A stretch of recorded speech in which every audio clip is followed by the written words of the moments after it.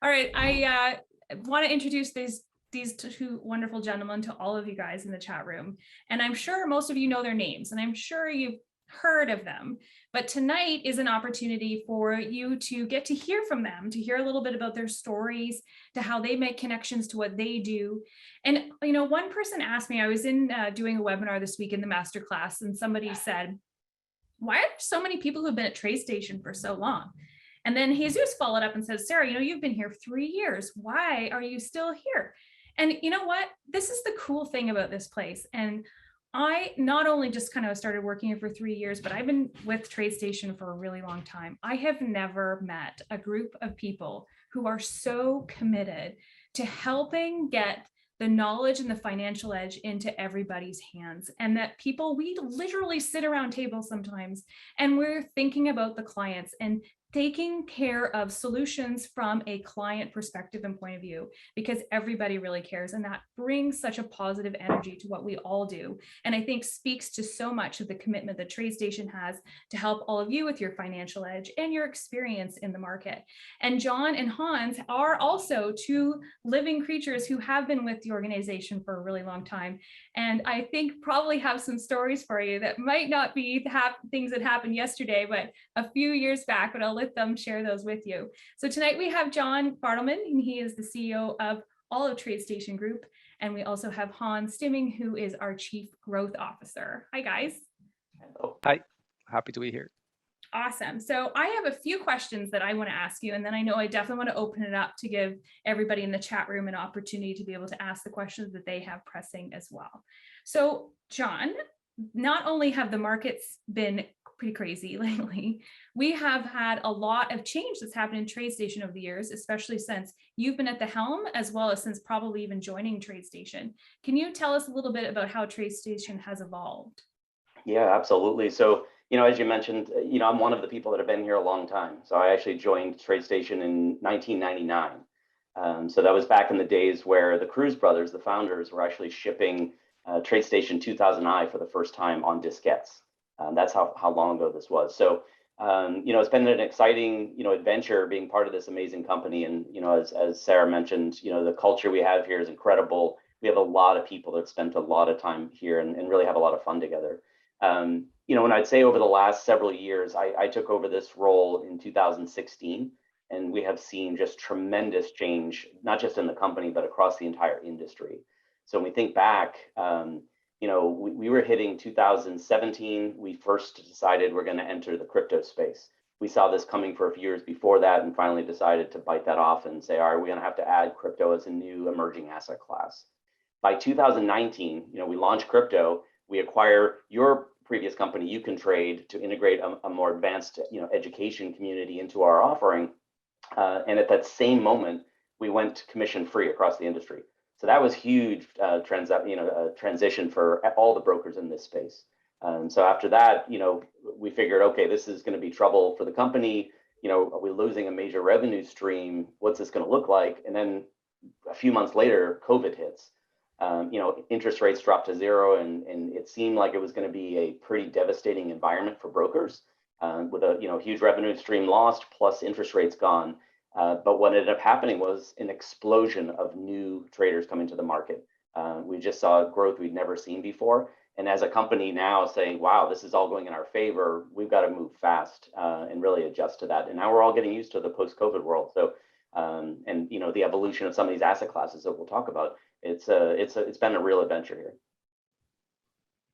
Yeah, it has been an adventure, and there's more to come as well. Now, what about Hans? What can you tell us a little bit about TradeStation's strategy? Okay. So let me introduce myself just real quick. So I'm Hans, and also same as John, I've been here for a very, very long time. I think I joined the company 24 years ago. I think it was 1998. I think you were probably 1999, John, or something. Yep. A little bit like that. So I started with a company when it was called Omega Research. So it was the same deal. It was a very early, I would say, fintech software company. And I've been a TradeStation lifer, basically. And I think that if you ask, in these summits, if you can probably find some customers that have been with us for a very, very long time as well. That's usually what happens. And actually, you can post in the chat if you've been here before or earlier than 1998, but maybe you can prove me wrong. But so my background is actually engineering and finance, and I started in this company in 1998 being a tester in quality assurance department. And then the company became a brokerage, and I moved to product management. And I've led some projects in product management. And by I think that when the company when it was acquired with Monex in 2011, then I left the company for a little bit. I had some interest in video gaming, believe it or not. And then I came back in 2013, and since then I've been working with John. We do strategy, product marketing. We do a lot of very, very fun things in the company. So I've been kind of fortunate to work for this company for so long, and I've met so many, great people and great customers, and we've done so much. We've always been at TradeStation for being the main online broker for self-directed active traders. Basically, that's been our bread and butter. That's what we actually do. In all these years, we've been trying to provide the best tools, broker services, education services to all you guys, all the clients. And over the years, we've seen the customers evolving as well with us. So we have now different applications. We have mobile applications, web applications, and the new traders of the world, I think, that have evolved as well, and they require from us simpler applications, sometimes less, more like frictionless. So we usually adapt to those needs. And we've also found over the years that our customers are always telling us that education is very important, and they need these ways to find trade ideas, to really, be creative and find trade ideas. So summits like this, events like this are really, really important. Another piece of our strategy currently is, expanding our experiences through third-party applications. For example, if you have a TradeStation account at the moment, you can actually trade from different places, including the communities like TradingView. So that's also part of our strategy.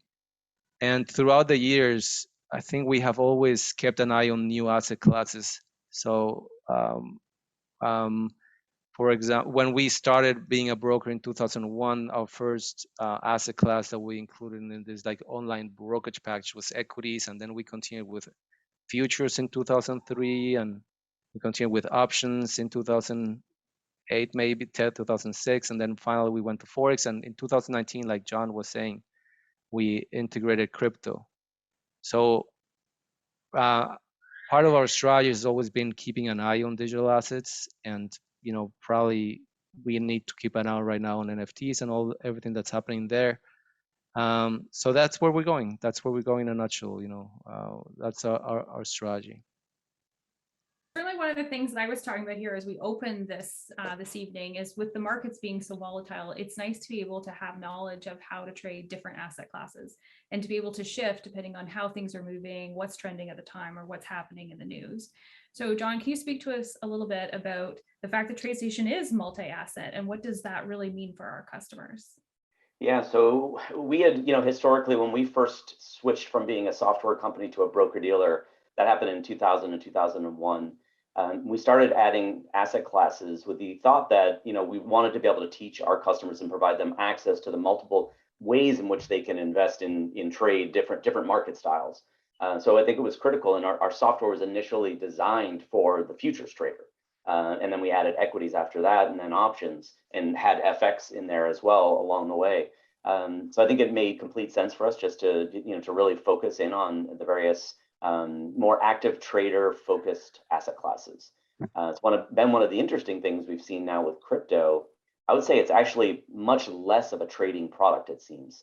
Many more of the users in crypto are more buy and hold. You may swing trade, but they're not really actively trading it. And it makes a lot of sense, since you really can't short it easily, and there's not the leverage you get in the other markets. We've seen actually a lot more activity on the future side for crypto. But by having those asset classes, it's provided TradeStation with an advantage. And I think it feeds much better to the customer base that we have, where we're now starting to see actually something very interesting happening in this space, where you have legacy broker dealers now wanting help adding crypto. So they're coming to players like us. And you also now have crypto firms that are realizing they really need to add the ability for their customers to trade equities and futures. So they're also coming to us to start looking. So it's one of the advantages we have that we can really take advantage of that multi-asset capability and leverage that to power our own customers, but also now, and we can talk more about this, but our API technology allowing us to really create brokerage as a service, empowering other third-party broker-dealers or fintech platforms, things like that. Okay, so you did mention crypto. Crypto's obviously been in the news. A lot of things have been happening there. Do you think that's a reality? Like, do you think this is something that's really here to stay, or is this something that's still trendy? Yeah, so we have been, and I've been particularly, a believer in crypto and in digital assets for a lot of years. I mean, we first really got involved in this, and I'd say 2014. We were part of MIT Media Labs, and we really got a deep dive into the technology and what Bitcoin was really doing at the time. So I'm a believer in crypto. Now, what's interesting is when you start breaking down what is crypto, what are digital assets, there's a lot there under that umbrella. I look at Bitcoin completely differently than I see, Ethereum and Cardano and Solana and all the, platform-based blockchains that are, really trying to compete more with an AWS, right? They're powering other apps on their backs. That's totally different than what really Bitcoin's designed to do. And, you have a lot of really interesting other projects that pop out there that, I really like personally.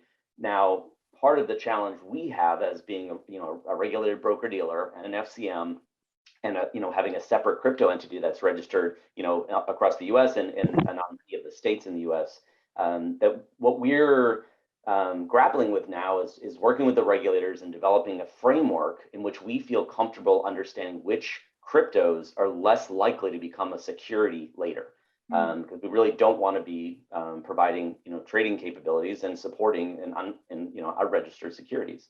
So this has been a sensitive area, and that's why our sort of suite of cryptos that we support is much narrower than some of the other crypto exchanges and brokers out there. But it is something we have put a process in place, and we are looking to expand that over the next say month or two to really get the next batch of cryptos out there and start to scale. But we all in this space need a lot more clarity from the regulators on, what is going to be considered a security, what's regulated under which entity, because we have the, set up in the regulatory infrastructure to support any of them. So we'd love for them to be considered securities. We can trade them under TradeStation securities. So just having that clarity will help all of us really advance and really invest more in some of this innovation. And then as we start looking at more digital assets and digital securities broadly, and how blockchain is sort of becoming part of the infrastructure in our core trading environments. We have players like the DTCC, the clearinghouses, firms like Paxos on the crypto side. They're developing out blockchain-based clearing systems so that we can do real-time settlement on these blockchains and really evolve the, let's say the securities and equities market structure more up to date the way blockchain, based cryptos are today.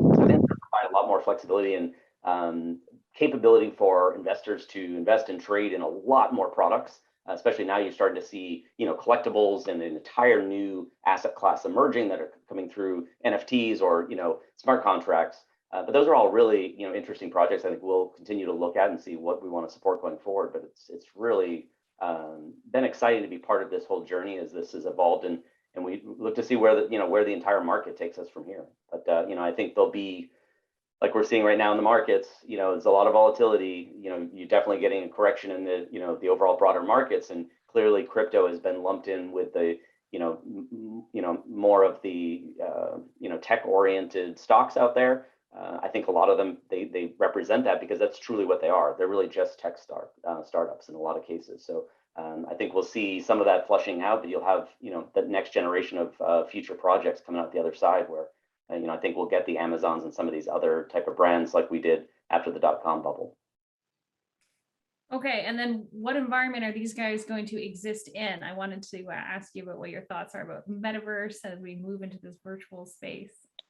Yeah, so I'm also really interested in what's going on with the metaverse, and I got the Oculus VR headset back in the holiday seasons.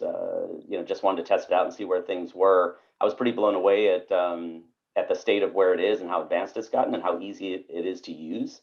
I think it's definitely a place that, we'll look to do events like this and, maybe some more education things we can do in the metaverse. I think that's a starting point as more and more of this technology comes out and more mass adoption of that capability. But I think we should really be planning now on how traders are going to interact with, platforms like ours in this type of an ecosystem. It's a pretty cool evolving ecosystem. We were curious about where that's going. Actually, we have one of our neighbors over here in South Florida is a company called Magic Leap that actually does a lot of research in that area. So we've always been very curious about how AR and VR, what that represents to the future of the traders, of just the experience of traders. So we'll see. I think we're at a point to really, it's really poised to change the real experience for a trader and what that might look like. It'll be pretty interesting to see how our kids trade when they get older, whether that, or how some of these education events would happen in the metaverse. Would be extremely special. This is a little bit more interaction, I think. Yeah, for sure. And for those of you in the chat, right, we did mention that as the QR codes pop up, make sure you scan those. Those are your entries into winning an Oculus, because wink, wink, we will be doing some more events that are virtual down the road. But I want to keep us in the physical world here for a second and ask you, Hans, about the Miami Bull and our launch. That certainly got a lot of news and a lot of people talking about it. It was interesting. We just did the categories game and a lot of people in the chat room knew all about it. So can you tell us a little bit about the Bull in Miami and what that represents? Yeah, so if the statue is very big. It's actually 11 foot tall, like 3,000 pounds. It's bigger than the one that the Bull in Wall Street. And it took us about 6 months to complete. And it was created by one of the designers of the Transformers in Hollywood, which is very cool. I don't know if you guys are familiar with Transformers if you don't have kids, but one of the Transformers called Bumblebee. So that's the guy that actually designed Bumblebee. He designed this awesome statue. And so we presented it to Miami. You probably know TradeStation or Omega Research back then was born in Miami 40 years ago or something. So it's kind of like we were part of this community for the longest time. And we recently, Miami has had this kind of influx of talent and creativity and innovation. And since maybe 2 or 3 years ago, it has become kind of a community that really connects into and talks about not only blockchain, but just technology in general, like innovation. And we wanted to be part of it. We wanted to connect to that community. And then we decided to just, create a statue and present it to Miami. And it represents that. I mean, we at TradeStation, we have really lived the changes in our industry, in finance in general, so much disruption. And that always leads to this renovation. So this Bull represents kind of the next generation of finance. And we found that it was very inspirational for students and the new generation of people that were really interested in where this ends.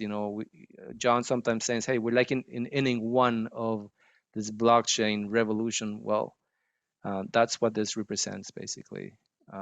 It's the new future of finance in a statue. Yeah, and it's a pretty amazing statue. When you guys do get the chance to go see it, it's very impressive. So very cool.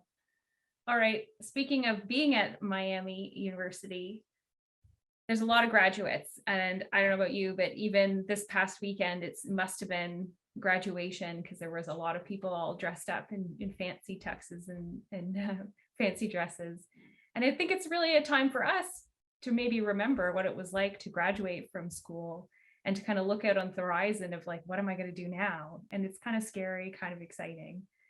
I don't know, John, you've been with the company for a long time.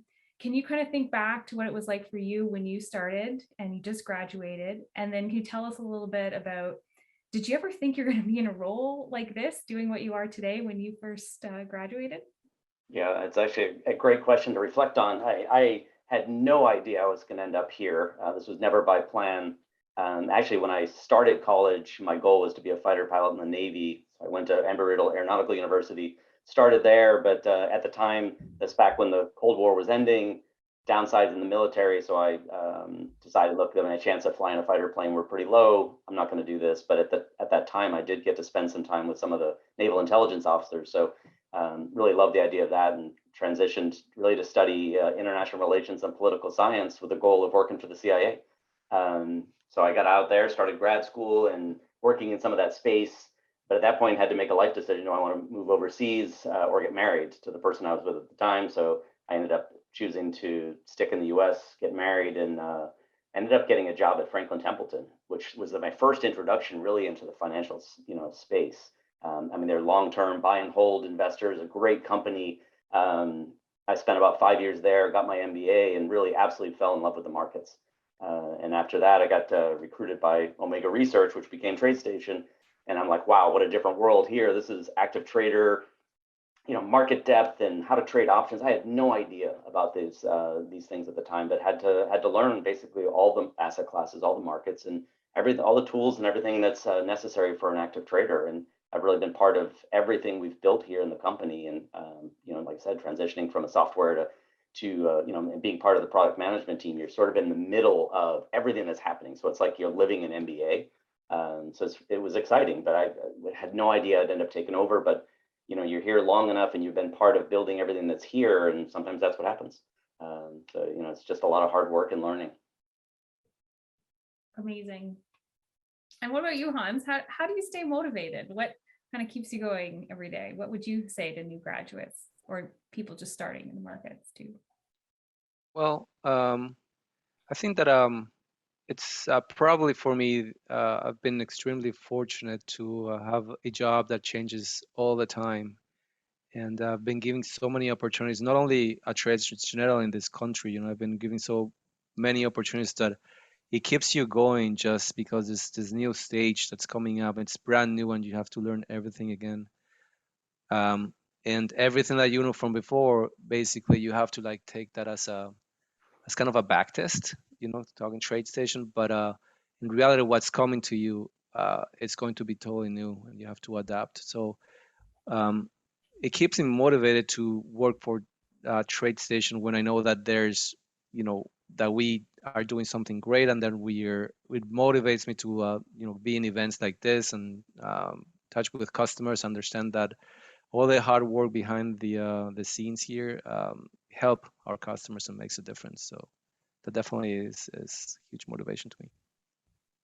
Absolutely. All right. I do see that there's some questions here, and I think there's one that I want to make sure that I ask you, John, is what happened to the two brothers that started TradeStation?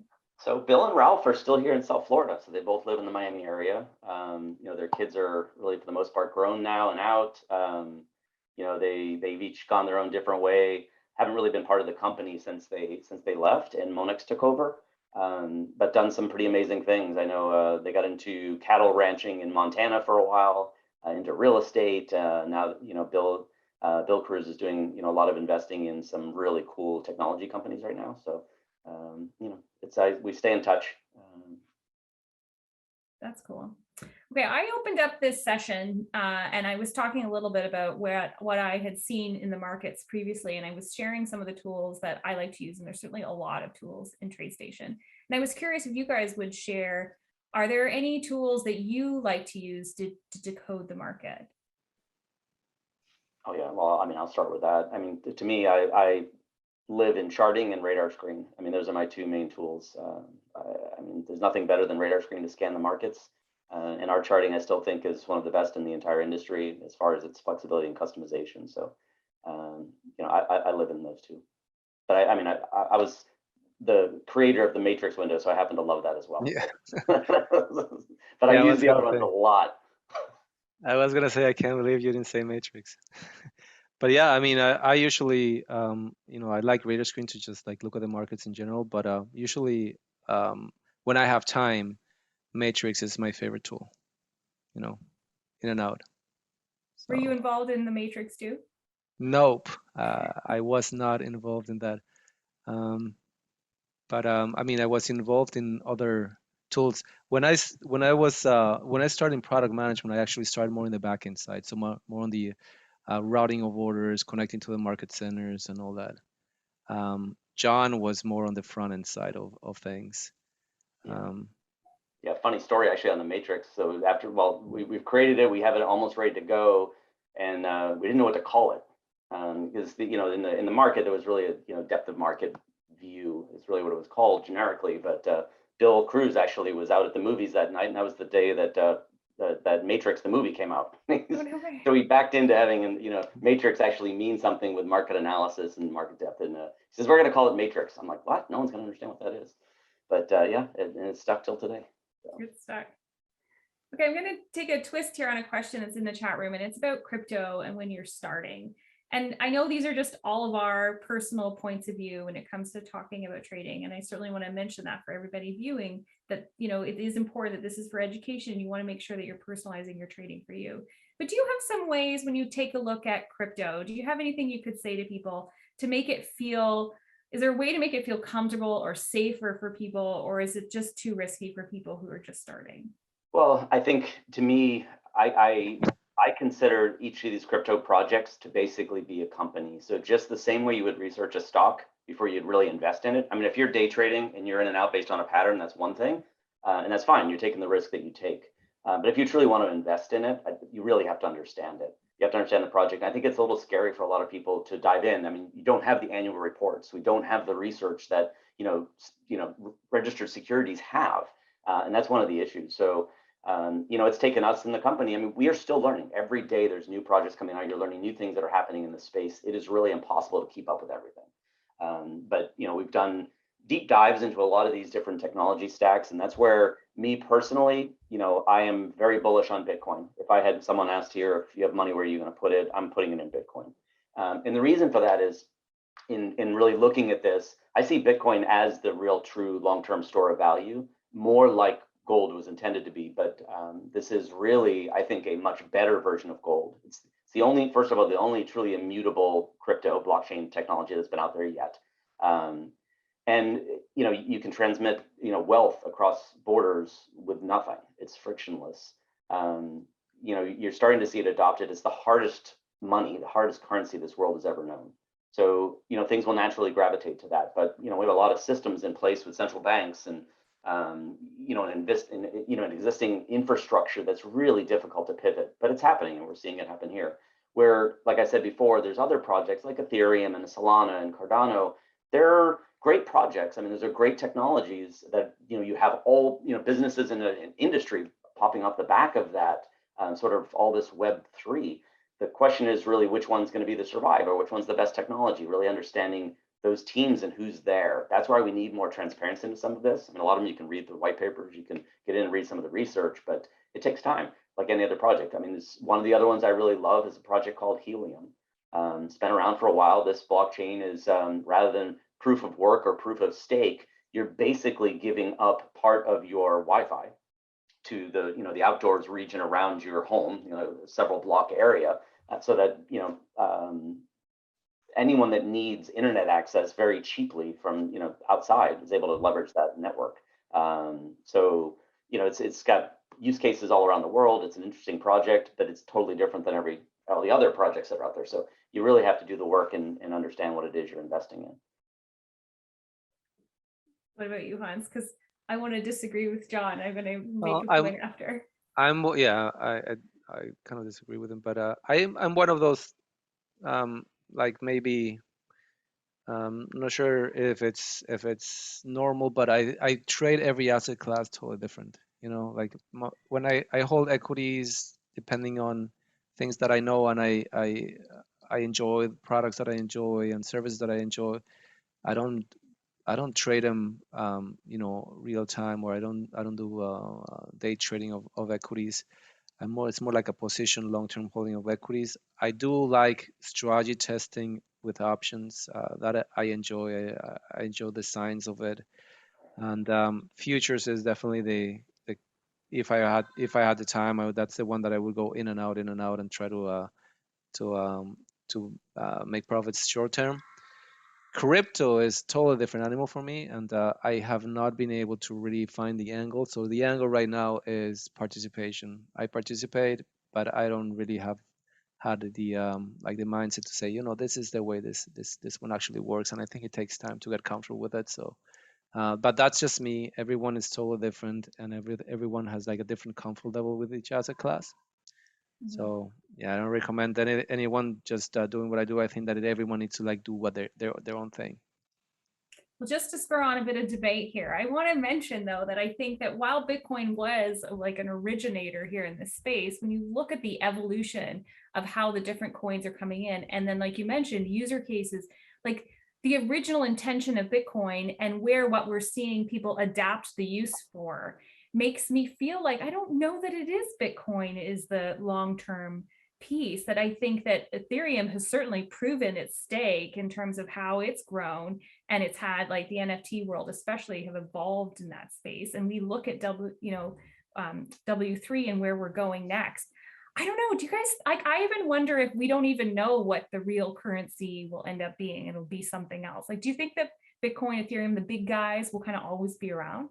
Well, but that's like we use the word currency, and I think there's a few questions here on that. I don't necessarily see them. They're not all currency, although they're called cryptocurrencies. They're just how you're interacting and investing in some of these projects. That's why I said, like, we didn't even talk about stable coins.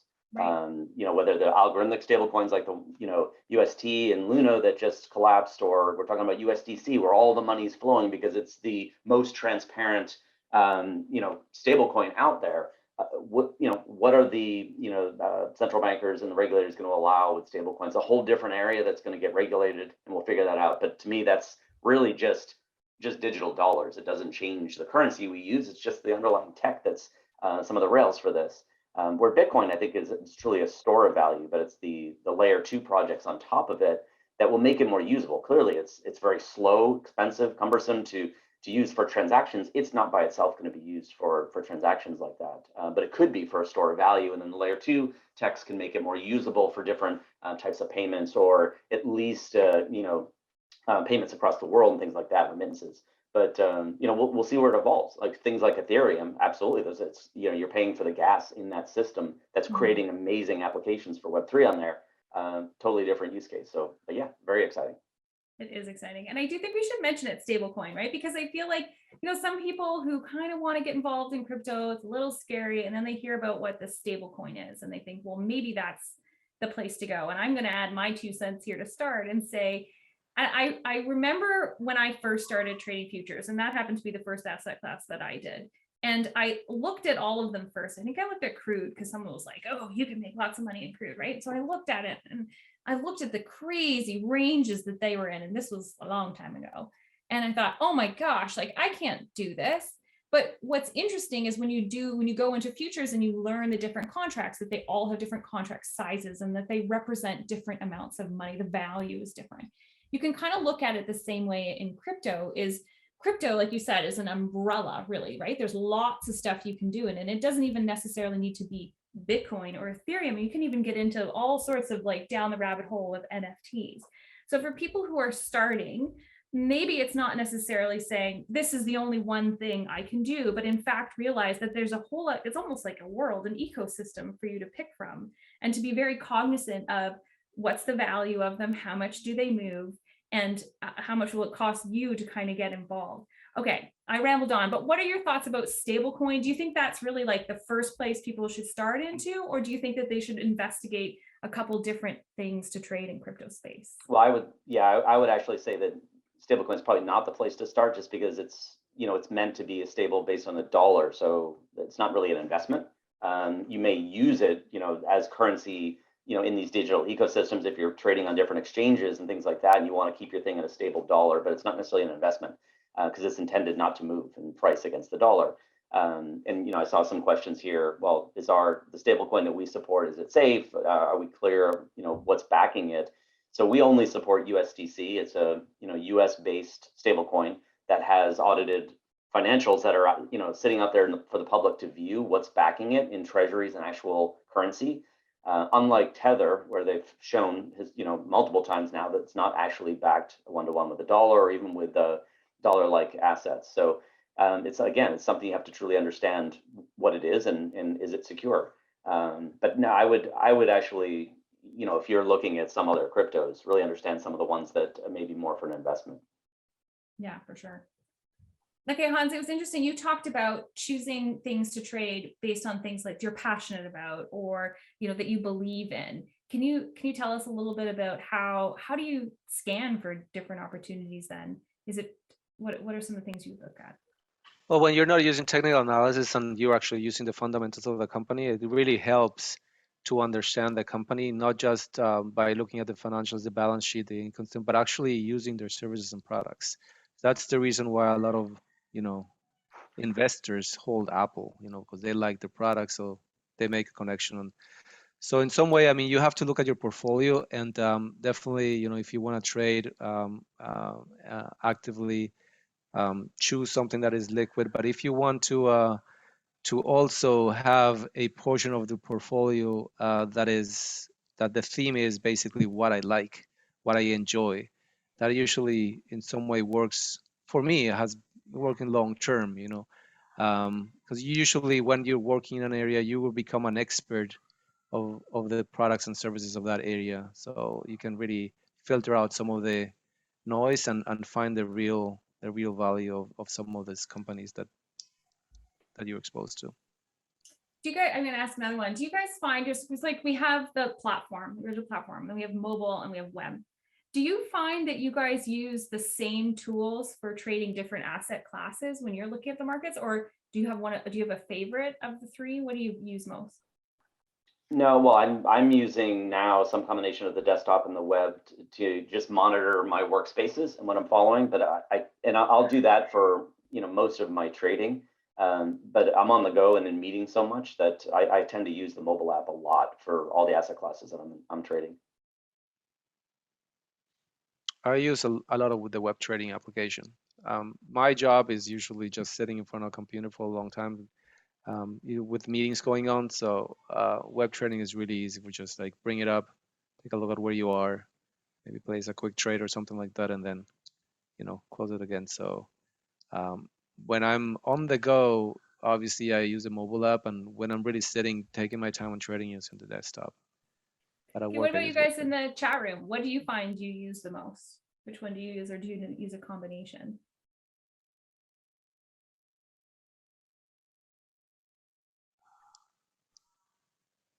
Yeah, I use a combination too. I find it's also interesting too, like John and Hans both mentioned meetings, right? Like we all have in our trading careers have all had different time constraints at different times of our lives. And it's kind of funny how that changes and that evolves. At least I can speak to me personally in terms of my experience with trading, where I used to always sit for a while and pull up the desktop and used a lot of the different tools. And then I had little kids and it was like, oh my gosh, I have no time. So it's like going on my phone as quickly as possible and just using the information I could there. And then, now when I'm back at meetings, I've got a monitor here and it kind of moves back and forth. And that's what's so amazing is that flexibility of trading, working with your life as long as you can. So that's cool. But I can see a lot of people here are using a combination. And James also mentioned here using TradeStation with TradingView. And that's another thing that I like personally using as well. I think that also offers a lot of different flexibility. I see radar screen. Is there a story about radar screen and how when did that part come about? Radar screen actually existed just before I got there. So that was in, I don't know, Hans, you may remember just before me. So I joined in 99. Radar screen was part of, I think, what we used called Pro Suite 2000 or something like that. Mm-hmm. So when I joined the company, we were in the middle. So I joined in 1998 and they had gone public in 1997. So I probably was part of that, growth strategy at the moment to hire people and just get a lot more going. And at the time, we were moving from diskettes in a box to have actually producing the software on CDs. And the first box and product that I helped build and put it in front of customers was a product called Pro Suite 2000i, I think. And that included Radar Screen, that included TradeStation, and that included another application that was called Option Station that eventually became OS Pro. So I'm not sure if that's the history of Radar Screen. It's probably before me that they chose the name. Yeah, I agree with Jack here that it's the Option Station Pro too. It's just a really phenomenal tool that gives you a lot of pieces of information to be able to gather evidence as you place trades. And kind of as we conclude this, I think I want to leave a message with everybody is certainly the markets are very volatile right now. And what happened one day can be the complete opposite the next day. And recognizing that there are a lot of tools here in your suite of TradeStation, allowing you to be able to build the evidence that you're looking for and to be able to use multiple tools. You know, there's no reason why you can't put a few things together in times like these and say, are these really lining up? And maybe at a time when you would only place a trade looking at a few different tools, maybe now's the time you want to try a few others to see if things are lining up and jiving with whatever your trading assumption is. And so now's the great time. Not only are we moving forward here in the summit where you'll hear different speakers talk about the tools that we have in TradeStation, but the market is also providing great opportunities to learn. And you maybe aren't doing that with your real money when you're learning, or maybe you are, but pulling up and utilizing some of these pieces here can be very helpful as you build your financial edge. So I do want to thank John and Hans for spending their evening with us. They work, as they say, they have long hours, and I think it's wonderful that you guys are able to take some time to be with us and to be able to answer everybody's questions. So thank you guys. For everybody who's in the chat room, if you have questions that I didn't get to, and there were quite a lot, we can keep those conversations going. Please email us and we can continue to make sure that we get those questions to the right people or be able to give you the answers that you're looking for. As always, TradeStation is always about you. And we want to make sure that all of the programming we're creating is giving you nuggets and tools that you can actively work on and move and apply in whatever your trading journey is. And these next couple of days is really just the beginning, I hope, of sparking a new bit of energy in your learning journey. And you'll find some nuggets as we move forward that you can apply in terms of what you're trading. So lots of people ahead. I will be kicking off the day again tomorrow. So tonight was just a fun taste. And I do hope you guys enjoyed our kickoff here tonight. And we'll look forward to seeing you tomorrow back here to get going. So thank you all so much. And I want to thank Haley too. I don't know if she's around still. I'm going to pass this back to her. Absolutely. Yes. Yeah. To reiterate, thank you, John and Hans, so much. As always, I love hearing you guys talk about TradeStation and all that you've experienced being here so long. I always love hearing those stories. So thank you. Thank you to Sarah for being with us all night tonight. And again, Sarah is kicking off tomorrow. So we'll open doors at 1 and Sarah will start her presentation at 1:15. Just a reminder, if you want more entries into our giveaway for the VR Oculus headset and the gift cards, please join us tomorrow and on Thursday. Every QR code that you scan and fill out the form is another entry into that giveaway. So thank you everyone for being with us tonight, and we will see you tomorrow at 1 o'clock. Right.